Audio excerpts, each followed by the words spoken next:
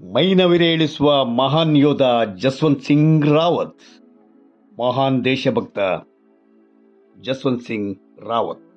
ಪ್ರಿಯ ವೀಕ್ಷಕರೇ, ಈ ಘಟನೆಯ ಕಾಲ 1962. ಚೀನಿ ಸೈನಿಕರು ಭಾರತ ನೆಲದತ್ತ ದಾಳಿ ಮಾಡಿದ ಸಮಯ. ಪ್ರಧಾನಿ ನೆಹರು ಹಿಂದಿ ಚೀನಿ ಬಾಯಿ ಎನ್ನುತ್ತಾ ಗಡಿ ರಕ್ಷಣೆಯ ಬಗೆಗಾಗಲಿ ಸೇನಾ ಬಲ ಹೆಚ್ಚಿಸುವ ಬಗೆಗಾಗಲಿ ಉದಾಸೀನ ತೋರುತ್ತಿದ್ದರು. ಹಿಮಾಲಯದ ಕಡು ಚಳಿಯಲ್ಲಿ ಗಡಿ ಕಾಯುತ್ತಿದ್ದ ವೀರ ಯೋಧರಿಗೆ ಚಳಿಯಿಂದ ರಕ್ಷಿಸಿಕೊಳ್ಳಲು ಸ್ವೆಟರ್ ಆಗಲಿ, ಸರಿಯಾದ ಬೂಟುಗಳಾಗಲಿ ಇರಲಿಲ್ಲ. ಸರಿಯಾದ ಮದ್ದು ಗುಂಡುಗಳಾಗಲಿ, ಆಹಾರ ಸರಬರಾಜು ಕೂಡ ಆಗುತ್ತಿರಲಿಲ್ಲ. ಅಂದಿನ ಪರಿಸ್ಥಿತಿಯಲ್ಲಿ ಬಲಿಷ್ಠ ಚೀನಾ ಸೇನೆ ಎದುರು ಭಾರತ ಅಸಹಾಯಕವಾಗಿತ್ತು. ಅಂದಿನ ರಕ್ಷಣಾ ಮಂತ್ರಿ ಕೃಷ್ಣ ಮೆನನ್, ಮಹಾದಂಡನಾಯಕ Prannath Thapar, lieutenant general BM Kaul. ಆದರೆ ಇತಿಹಾಸ ಇವರನ್ನು ಯಾವತ್ತೂ ಕ್ಷಮಿಸುವುದಿಲ್ಲ ಮಿತ್ರರೇ. ಆ ದಿನ ಬೆಳಿಗ್ಗೆ ನೂರಾನಂಗ್ ಭಾರತದ ಚೆಕ್ ಪೋಸ್ಟ್ ಕಾಯುತ್ತಿದ್ದ ಜಸ್ವಂತ್ ಸಿಂಗ್ ರಾವತ್ಗೆ ಆ ಕಡೆಯಿಂದ ಗುಂಡಿನ ಶಬ್ದ ಕೇಳಿಬಂತು. ಗಡಿಬಿಡಿಯಲ್ಲಿ ಎಚ್ಚೆತ್ತ ರಾವತ್ ಹೊರಗೆ ಬಂದು ನೋಡಿದಾಗ ಸುಮಾರು 300-400 ಜನ ಚೀನಾ ಸೈನಿಕರು ಭಾರತದ ಕಡೆ ನುಗ್ಗಿ ಬರುತ್ತಿದ್ದರು. ತಡ ಮಾಡದೆ ಮುಖ್ಯ ಸೇನಾ ಠಾಣೆಗೆ ಫೋನ್ ಮಾಡಿ ಸುದ್ದಿ ಮುಟ್ಟಿಸಿ ರಾವತ್, ಸರ್, ಯುದ್ಧ ಇಲ್ಲಿಂದಲೇ ಆರಂಭವಾಗುತ್ತಿದೆ. ಹೆಚ್ಚಿನ ಸೈನಿಕರು ಮದ್ದುಗುಂಡುಗಳನ್ನು ತಡ ಮಾಡದೆ ಕಳುಹಿಸಿಕೊಡಿ ಸಾರ್ ಎಂದು ಗೋಗರೆದ. ಆದರೆ ಆ ಕಡೆಯಿಂದ ನೀರಸ ಪ್ರತಿಕ್ರಿಯೆ, ನಮ್ಮ ಹತ್ರ ಮದ್ದುಗುಂಡು ಇಲ್ಲ, ಜನನೂ ಇಲ್ಲ. ನೀನ್ ಬೇಕಾದ್ರೆ ಆ ಚೆಕ್ ಪೋಸ್ಟ್ ಬಿಟ್ಟು ಓಡಿ ಬಂದ್ಬಿಡು ಎಂದರು. ಸೇನಾ ಠಾಣಾ ಮುಖ್ಯಸ್ಥನ ಮಾತು ಕೇಳಿ ಅಪ್ರತಿಮ ದೇಶಾಭಿಮಾನಿ ರಾವತ್ಗೆ ಸಿಟ್ಟಿನಲ್ಲಿ ರಕ್ತ ಕುದಿಯುವಂತಾಯಿತು.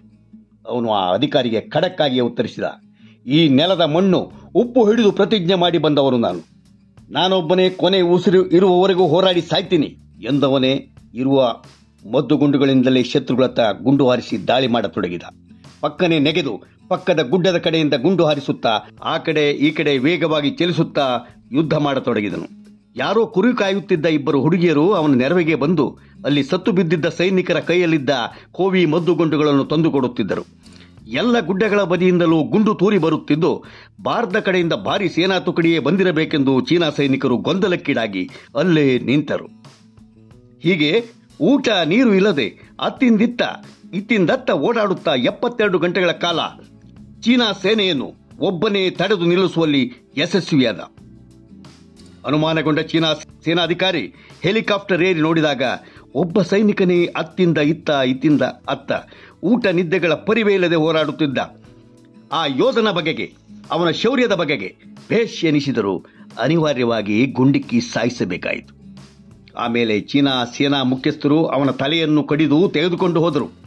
ಮುಂದೆ ಯುದ್ಧ ನಿಂತಾಗ ಅವನ ತಲೆಯ ಕಂಚಿನ ಪ್ರತಿಮೆ ಮಾಡಿ ಅದನ್ನೇ ಭಾರತೀಯ ಸೇನೆಗೆ ಗಿಫ್ಟ್ ಆಗಿ ಕಳುಹಿಸಿಕೊಟ್ಟರು. ಮುಕ್ತ ಕಂಠದಿಂದ ಶತ್ರುಗಳು ಅವನ ಗುಣಗಾನ ಮಾಡಿ, ನಮ್ಮ ದೇಶದಲ್ಲಿ ಇಂತಹ 100 ಜನ ಸೈನಿಕರು ಸಿಕ್ಕಿದ್ದರೆ ನಾವು ಜಗತ್ತನ್ನೇ ಗೆಲ್ಲುತ್ತಿದ್ದೆವು. ಈ ವೀರಪುತ್ರನನ್ನು ಪಡೆದ ಭಾರತ ಮಾತೆ ನಿಜಕ್ಕೂ ಧನ್ಯಳು ಎಂದರು. ಈಗಲೂ ಜಸ್ವಂತ್ ಸಿಂಗ್ ರಾವತ್ ಬಲಿದಾನವಾದ ಜಸ್ವಂತ್ ಗಢ ಗಡಿಯಲ್ಲಿ ಅವನ ಮೂರ್ತಿ ಮಾಡಿ ಗುಡಿ ಕಟ್ಟಿ ಪೂಜಿಸುತ್ತಿದ್ದಾರೆ. ಎಲ್ಲ ಸೈನಿಕರು ಆ ದಾರಿಯಲ್ಲಿ ಸಾಗುವಾಗ ಆ ವೀರ ಯೋಧನಿಗೆ ನಮಸ್ಕರಿಸಿ ಸಾಗುತ್ತಾರೆ. ಅವನ ಆತ್ಮ ಇಂದಿಗೂ ನಮ್ಮ ಗಡಿ ಕಾಯುತ್ತಿದೆ ಎಂದು ನಂಬಿದ್ದಾರೆ. ಇಂಟ್ರೆಸ್ಟಿಂಗ್ ಸುದ್ದಿಗಳಿಗಾಗಿ ಅನ್ಫಿಲ್ಟರ್ಡ್ ಯೂಟ್ಯೂಬ್ ಚಾನಲ್